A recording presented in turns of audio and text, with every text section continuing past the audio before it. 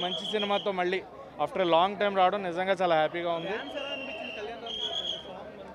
ఒకటే సాంగ్ కదా, సెంటిమెంట్ బాగా వర్కౌట్ అయింది. మదర్ సెంటిమెంట్ చాలా బాగా వర్కౌట్ అయింది. Everything was good. సినిమాలో నెగిటివ్ ఏం లేదు. సినిమా చాలా చాలా చాలా బాగుంది. థియేటర్లో చూడాల్సిన సినిమా. సాయి మంజ్రేకర్ గారు అండ్ పృథ్వీ గారు క్యారెక్టరైజేషన్ చాలా బాగుంది. ఆయన అంటే ఒకప్పుడు మనకు ఆది సినిమాలో చలపతిరావు గారు ఎలా అయితే ఎన్టీఆర్ గారు పక్కన ఉంటారో, దీంట్లో మళ్ళీ అంతే ఇంపార్టెంట్ క్యారెక్టర్ పృథ్వీ గారికి పడింది. ఆయన క్యారెక్టరైజేషన్ కూడా చాలా బాగుంది. అండ్ శ్రీకాంత్ గారి క్యారెక్టరైజేషన్ అది చెప్పకూడదు, సినిమాలో చూడండి శ్రీకాంత్ గారిది ఎలా ఉంటుందని.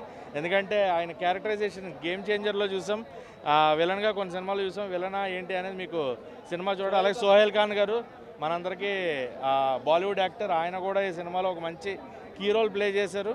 సో ఎవరి క్యారెక్టరైజేషన్స్ వాళ్ళకి అందరికీ కూడా విలన్ హీరో అన్నీ. ఎలివేషన్ అంటే క్లైమాక్స్లో కళ్యాణ్ రామ్ గారి ఎలివేషన్ అయితే అదిరిపోయింది. ఆ షాట్ చూడాల్సిందే సినిమాలో. నార్మల్గా చాలా న్యాచురల్గా తీశారు అనిపించింది. అది చెప్పేస్తే ఇంక సినిమా చూడక్కర్లేదు. సో క్లైమాక్స్ చెప్పేస్తే ఇంకా అది ఎందుకు, చూడండి థియేటర్లో చూడండి, ఖచ్చితంగా ఎంజాయ్ చేస్తారు. ఈ సినిమాలో టోటల్గా నాకు ప్లస్ అనిపించింది ఏంటంటే సాంగ్స్ లేకపోవటం. అంటే మామూలుగా ఒక మాస్ సినిమా అయినా క్లాస్ సినిమా అయినా అలా వెళ్తున్న అనవసరంగా సాంగ్స్ పెడుతుంటారు కదా, అదేమి లేకపోవటం నిజంగా చాలా హైలైట్ అనిపించింది సినిమాకి. విజయశాంతి గారి ఫైట్స్ అవన్నీ, బట్ ఒక్క సీన్ అయితే ఉంది, ఆ సీన్ ఒక్కటి చాలు. అసలు ఏంట్రా బాబు పెట్టే టికెట్ డబ్బులకి 100% జస్టిఫికేషన్. ఆ సీన్ ఏంట్రా బాబు ఏంటి అమ్మంటే వీడికి ఎంత పిచ్చే అనుకుంటాం. ఆ పిచ్చి పీక్స్ ఉంటుంది. ఇలాంటి వాడు కూడా ఉంటాడా అమ్మని ప్రేమించే అంత ఉంటుందా?